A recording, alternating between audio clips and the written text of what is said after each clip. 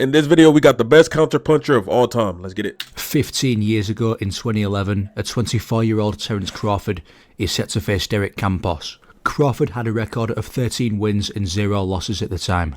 All right, here we go. Come on, boy. Beat, beat. Oh, yeah. Come here, bitch. Paw, nigga. Oh, shit. Oh, damn. Hold on.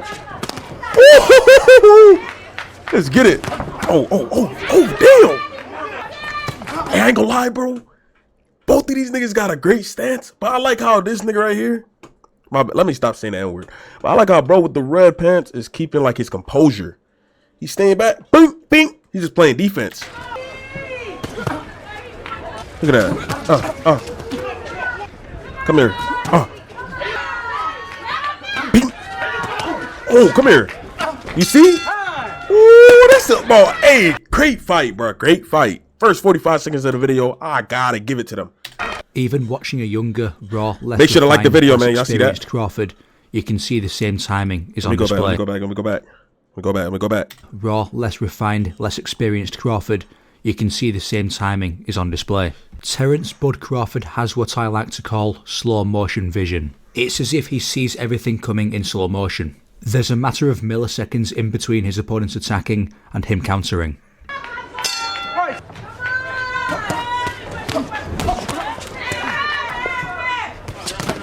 Damn, he quick as fuck. Damn. Damn. He put you on the floor.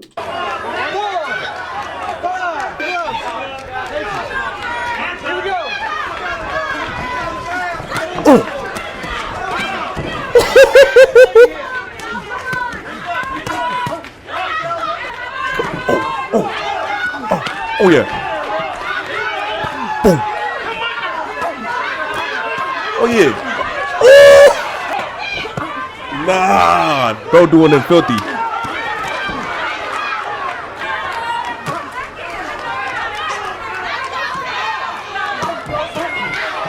Dang, you see how the game flipped around?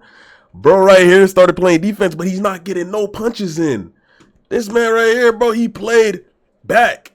He played defense at first. He was just countering. Oh, yeah. Let me make sure this, you know what I'm saying? If he do it, I'm going to just knock him out.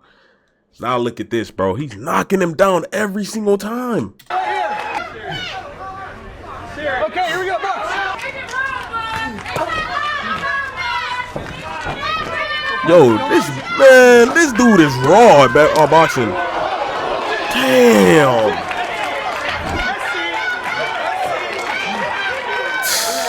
You may notice that Crawford switched to southpaw 10 seconds into round 2, and not long after he got the first knockdown with the lead hook. A double lead hook in the orthodox stance got the second knockdown, then finally 2 right uppercuts in a row, then a right cross, and Derek Campos face planted the canvas.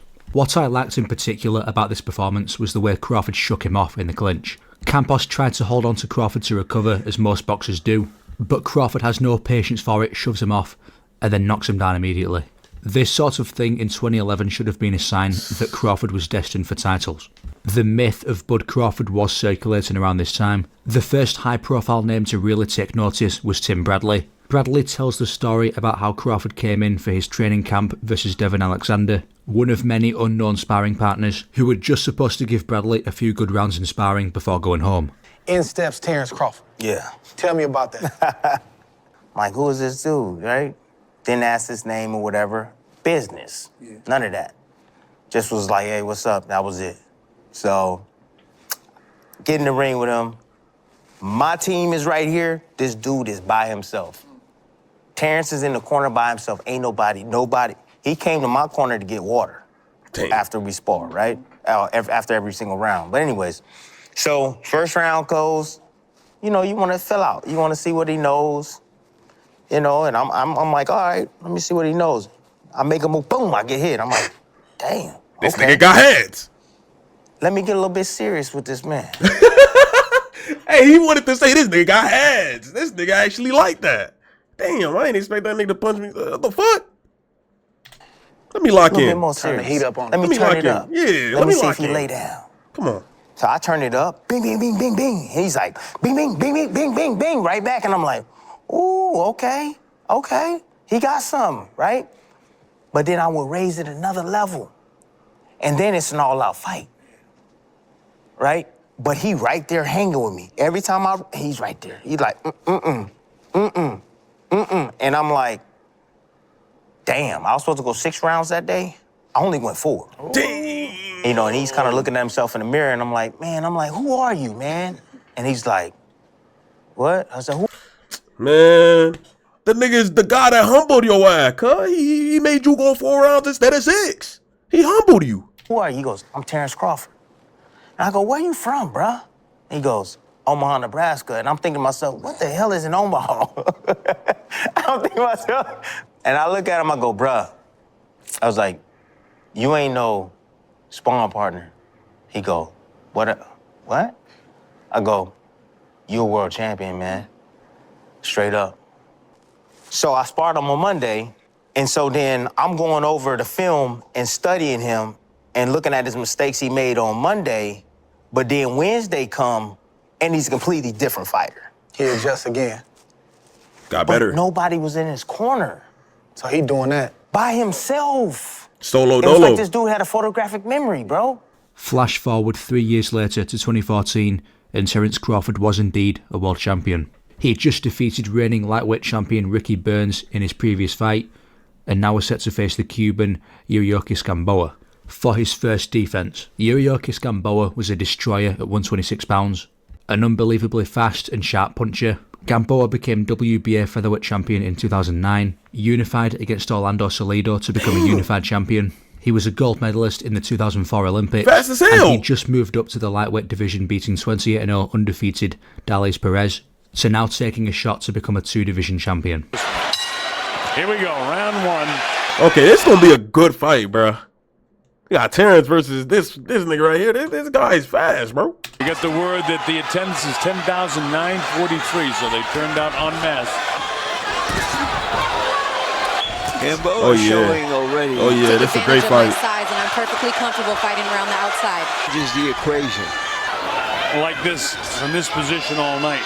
Calm all week long, such a calm demeanor. The immediate difference between Gamboa and previous Crawford opponents like Ricky Burns or Breedis Prescott was just how fast he was. Being a counterpuncher versus someone who's in and out before you can catch them is really difficult.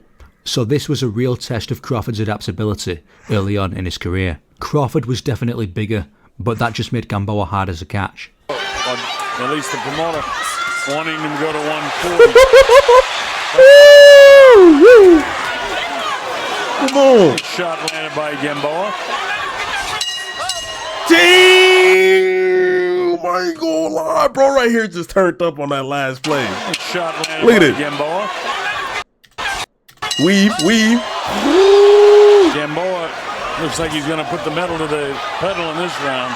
Seemingly confident from the success of the first 2 rounds, in round 3 Gamboa decides to press forward and take a few chances. Crawford, however, never changed composure, and he bought his time waiting for Gamboa to make a mistake. The picture changes. Good right hand on the inside. Damn! They both weaving each other punches. I ain't gonna lie. Okay, he got a hit. Champion I ain't gonna lie. Bro right here turning up right now, man. Crawford. Is irrespective of In this manner, and he's getting hit more. Well, he's not switching. He's just fighting left-handed now. What I peep is Terence likes to play defense.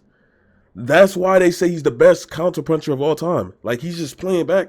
Boom, boom, boom. He's making sure he get his hits, but he's playing defense with it. Oh, this is a left hand get through, but did it shake Gamboa? Gamboa's on the assault. Gamboa was getting dangerously confident on the inside. The more attempts Gamboa made to close the distance, the more data Crawford had, and Crawford's defense was getting visibly sharper and sharper. Southpaw. He feels like he has more power with his left. Oh, he hurt him with the right hand. Yeah. Get off me, nigga! Oh, shit. Damn. We called you a little puppet, boy. Yeah, a little puppet. Fuck that. You a kitten today. With the left hand. Damn. Gamboa got a little too reckless. Said he was going to have to at some stage, and he's real reckless now, but his legs aren't there. Terence touches him up with a pretty good jab, whacks him with the left hand, downstairs, loads up with the right hand. Gamboa is fighting back valiantly. Trying to hang on. Terence imposing his will on Come here. Gamboa right now. Bink. Gamboa is staggering. Bink. Bink. Bink. Right, nail with another right hand. Bink. Oh yeah, he's tired. Bro right here is tired. It's over with. Again. But we're out of time in the 5th round. Nails him again. He wasted all his stamina. Listen to the crowd. Gamboa simply got too comfortable closing distance without getting punished for it. So when he threw the lead hook and tried to follow through with the backhand, Crawford was waiting with a lead hook of his own. Where his body and his legs are under him. Yeah, at the very least. He's fighting as a right-handed fighter now. Stand ad nauseum, but he made it work for him. Yes, he did. Gamboa was visibly not fully recovered from that knockdown. His legs weren't there and he was fighting on instinct, which is a terrible idea to do versus Crawford. Closing seconds now. Terrible idea. 6th round. I'm surprised he ain't knocked out yet.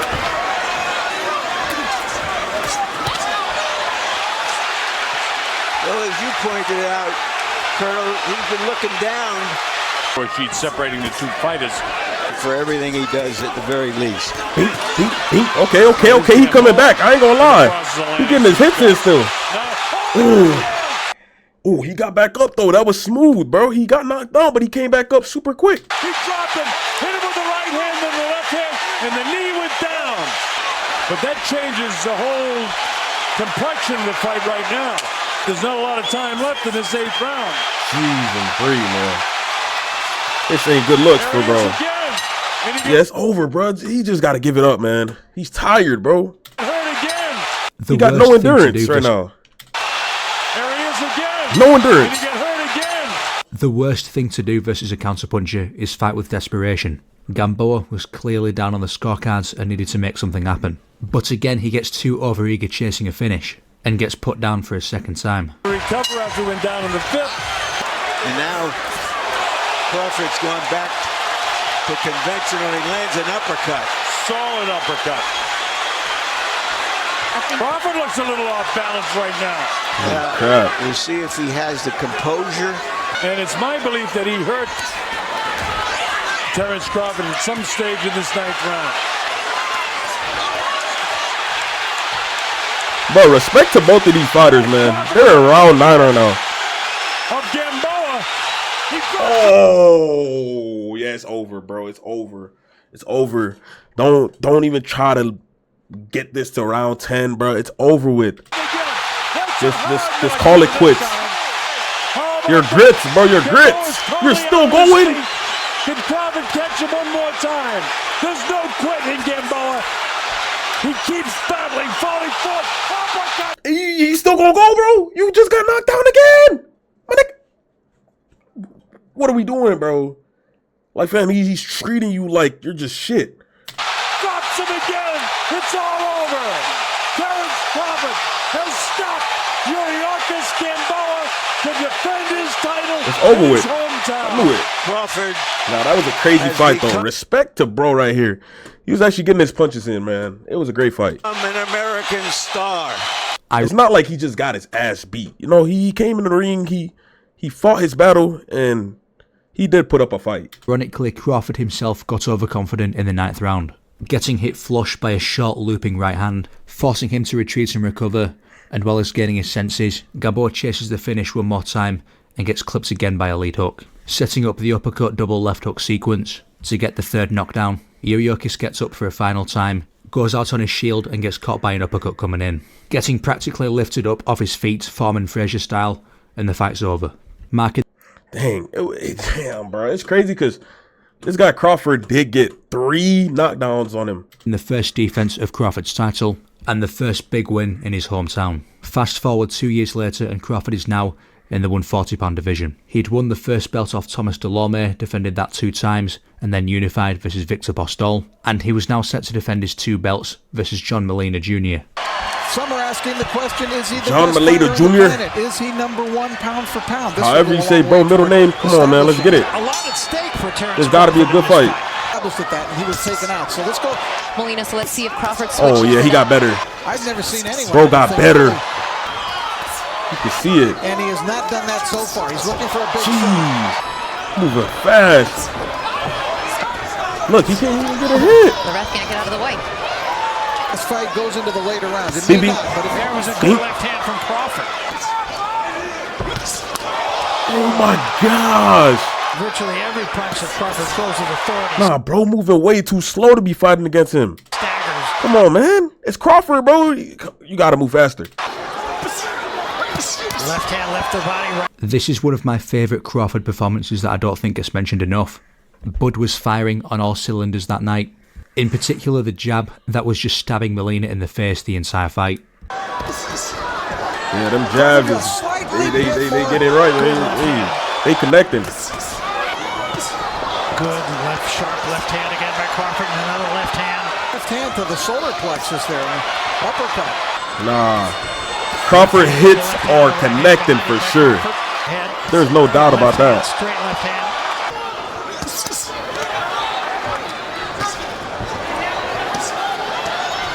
Damn, how many hits has this guy even gotten against Crawford so far, man? I've only counted like 3. I don't even think I don't think he's gotten a good hit against Crawford yet. Like he's gotten like little, you know what I'm saying, little counter, little punches, but it ain't really connecting, you know? Like Crawford punches are connecting, and I'm not even glazing, bro. It's in the footage. That was more of a slip on Molina than anything else, but good body shot. Another one from Crawford. And who even bothers to associate? He's just doing everything right. You know, we're watching an elite fighter.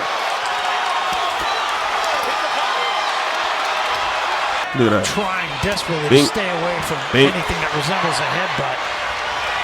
Bink. Bink. What the hell? Damn.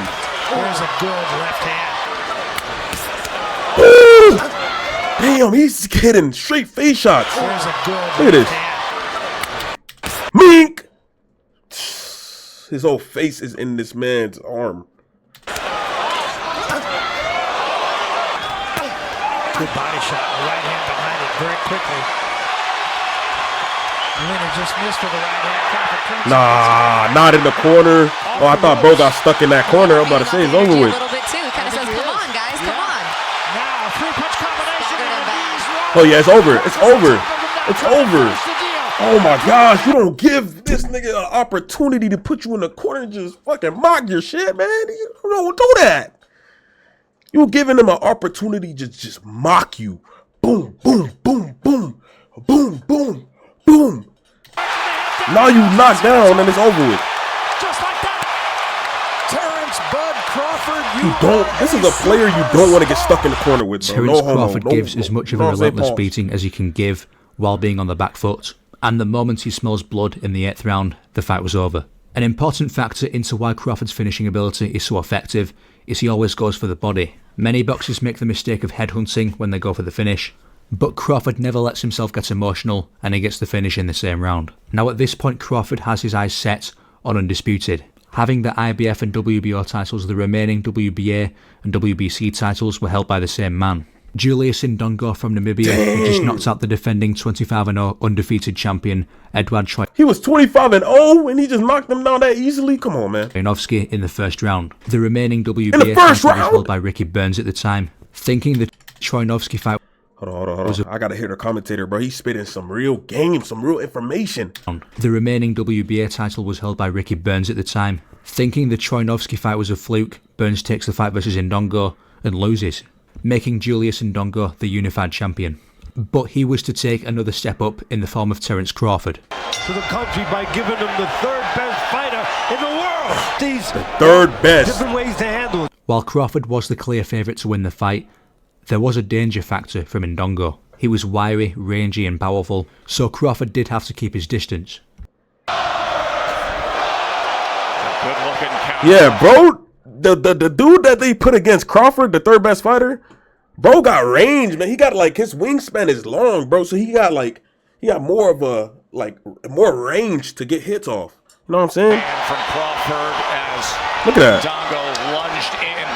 Crawford, one of the best switch hitters in the game, can do it either way. That don't mean nothing though, bro. If you got hands, you got hands. Was the size, the length, the speed, all those things. End of one here for all 4 titles. As you can see, Ndongo is simply a really awkward opponent. He swings in combinations and is always looking to retaliate. But Crawford was clearly picking up on how wide his counters were. Yep. On paper, it's a 3-inch height advantage. There's a swinging, swiping left hand from Ndongo. And you'll see the Yeah, Crawford is playing this perfectly. right there, but Ndongo's still just a little tight. Bro playing it good too though. He not playing bad so far. You know what I'm saying? He's actually standing his ground. And then on the back end, a right hand to the body, and that's going to be enough Dang. to score. A lot of time left. I think he might have got up too fast. Come on, man. Round 2. Come on. See how straight they are, how concise they are. Big round for Bud Crawford. A well-timed body shot on the exit set up the first knockdown. Ndongo's knees dip and he's clearly affected. So Crawford follows up with the left hand. This could be a surprisingly quick night for Crawford. However, Yo, W. Crawford though, man. You see how bro was on the floor? He ain't get an extra punch off to make it look like, because that would have been a disqualified. I think you get disqualified if you try to hit somebody while they're on the floor. I'm pretty sure. But so Crawford follows up with the left hand. This could be a surprisingly quick night for Crawford. However, he did take extra caution to not chase the finish after the knockdown, not making the same mistake Edward Trojanovski did. Prepared him for this moment right now. And Ndongo still looking a little unsure about what he wants to do offensively.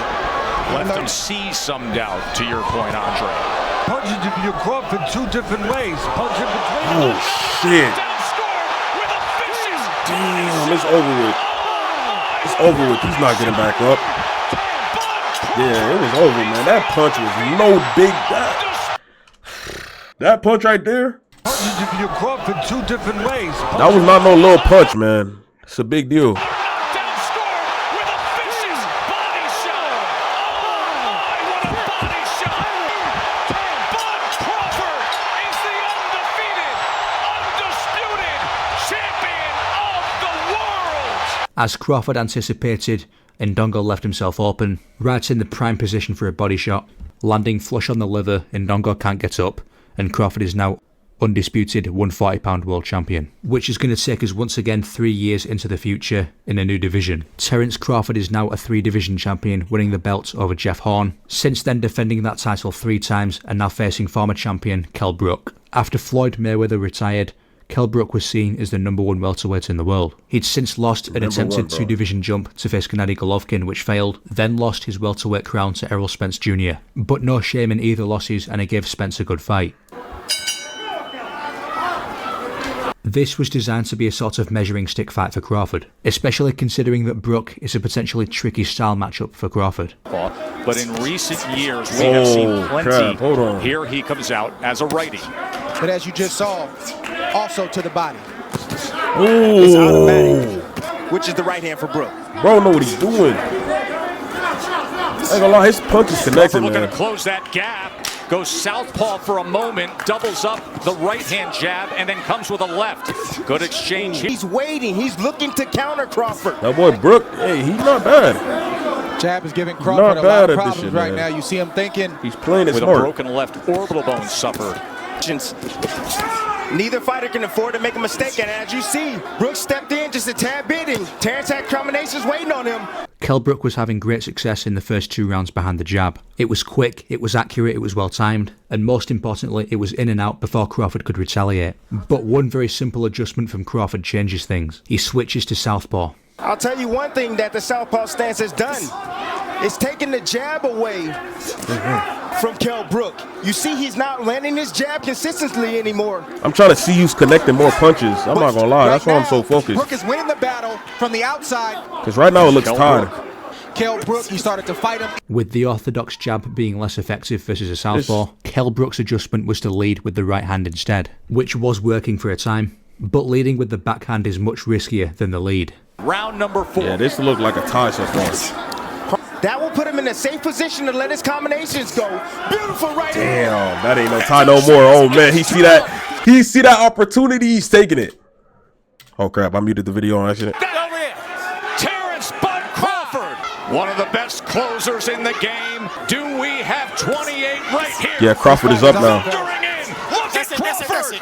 Vicious attack to close it. And he stares him down. Kell Brook tries to shoot the straight right hand one too many times. Crawford was intentionally inching himself closer to Brook so that when he... My bad, bro. Look at the ref, though. He'd throw it, he could... Bro, hit that big boy jump. Look. Crawford was intentionally hell no. Get the freak away from me, boy.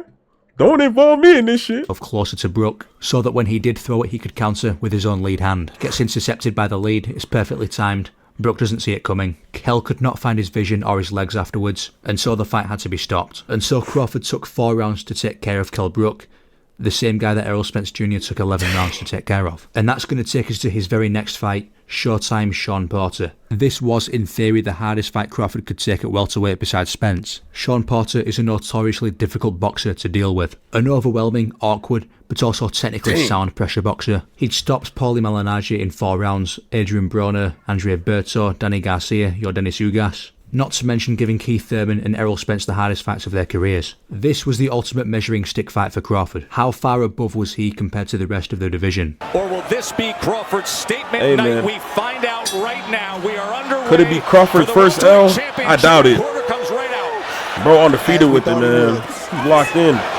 The usual welterweight output.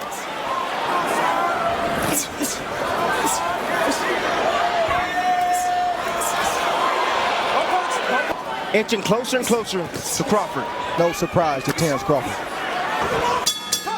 The thing is about this, man, Crawford and like Crawford and his opponents, they've been having great fights. I just feel like as the rounds go on, Crawford starts to analyze what they're doing, and then he just does what he do best, man, which is learn what they're doing and then counter everything that they're doing. So they you know what I'm saying, they end up losing. While Porter did win that first round, it's important to mention the sneaky little shots that Crawford gets in. These sneaky little check counters on the inside are what can make the difference in a fight like this.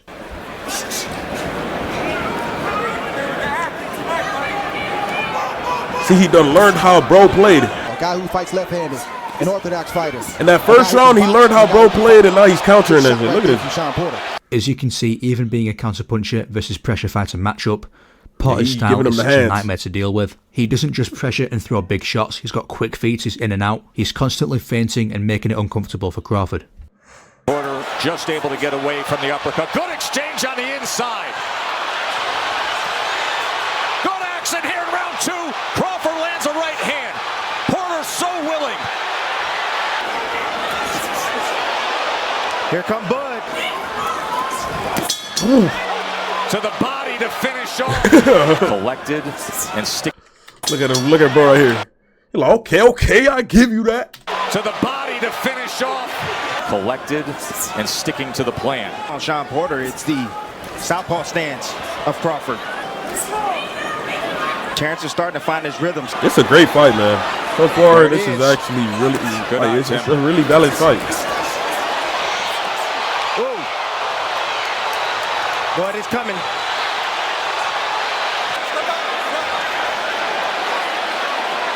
But saying, you want some of that? You want that kind of exchange? Yo, this is intense, dog. Now the get off me, little boy. What's wrong with you? This little wrestling. Yo, why Terence treating this nigga like he just look? Now the wrestling against the. He just treating bro like he lightweight. This little wrestling sequence at the end of the round may seem small, but considering that Shawn is usually the stronger, aggressive fighter in the matchup, this was essentially Crawford saying, not only am I a better boxer, I'm also stronger than you. See? Porter. That boy treated him like he was lightweight, man. Surprising hook right there from Porter. Coming in. He said, Porter, you a little dog. Urgency that I was talking about, that Shawn Porter. And then very accurate with the right hand as well. Puts him off balance again, right to the chest. Open up, and when he opens up, you get your shots off. Just. Yo, this fight might be the best fight out of them all. Lunging with the right hand, he gets out See, of the Porter way, staying and up, all of a sudden Porter keeping his goes ground. face first into the neutral corner. He's staying leveled. And we finish up round This is 4. the great. Crawford has always been. I ain't gonna cap. This is the greatest fight out of them all so far. Bro is actually staying leveled and keeping his ground against Crawford. And we finish up round 4. Crawford has always been great at this on the back foot, acting almost like a matador, even to such a high-level opponent like Sean Porter. But despite this, it was still a competitive fight to this point. After 4 rounds, 39-37, Porter. Those first three rounds. Good shot right there. Damn. There's Porter coming in with that relentless aggression that he's known for. I know right here they was thinking, man, Porter got Crawford, man. It's over with. Crawford about to take his first L. I don't think Crawford gonna lose this though. Terence covering up. Because like I said, he likes to play defense. So he's waiting for that perfect punch to just get him on the ground, bro. He's just gonna knock him down and it's gonna be over with.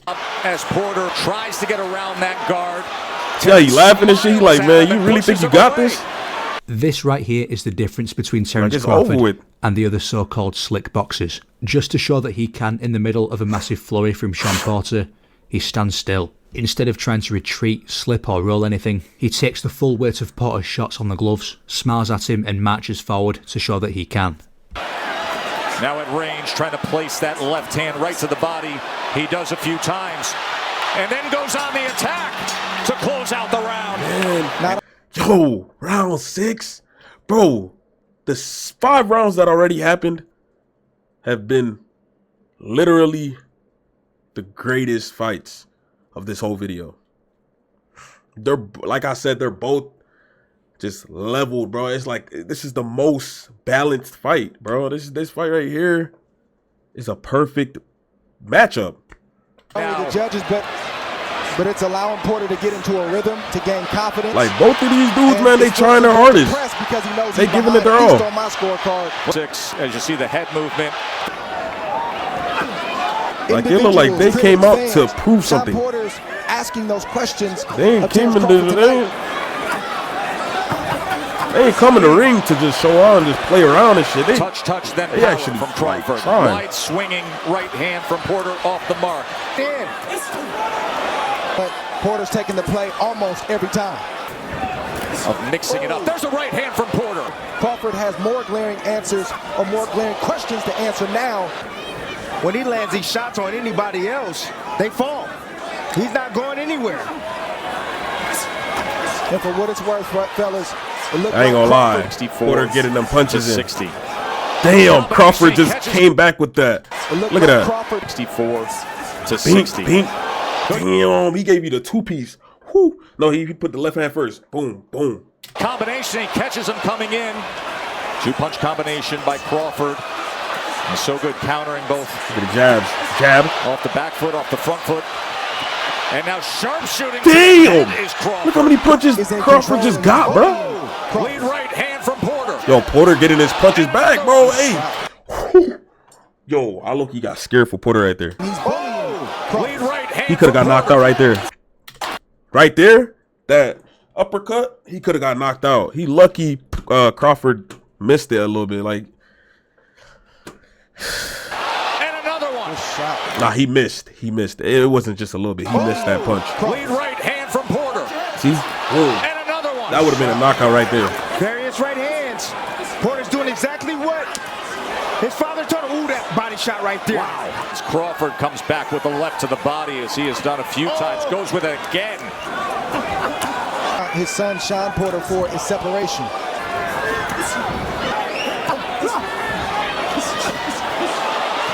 Left hand to the body again. Mink. Bro, both players are connecting punches. By the end of round 9, Crawford was seemingly ahead, but it wasn't certain. There were swing rounds in that fight, rounds in which Porter is typically throwing more and pressing forwards. And Terence actually finds out in between rounds that Porter is ahead on the judges' scorecards. He's not jumping in like, come on, bro, pay attention to it. He's not jumping in like he was. Right now, it's a pretty close fight, man. It ain't like one player is beating the other player by a lot. It ain't like that. Both players are doing great. I just feel like they put Crawford up a little bit because he got a little bit more connects, man. You know what I'm saying? Porter, he's getting connects, but like I said, Crawford got more punches in. Wait, Crawford isn't up? Oh, so Porter's up? What? Wait, did Crawford just say, is he up or he's up? Question mark? Like, I don't know, bro. Look, he's up. Wait, is he saying like, is he up? Like, is he ready to fight or he's up in terms of like points? I don't know, man. I know it's a close fight so far, though. Hey, we gotta go.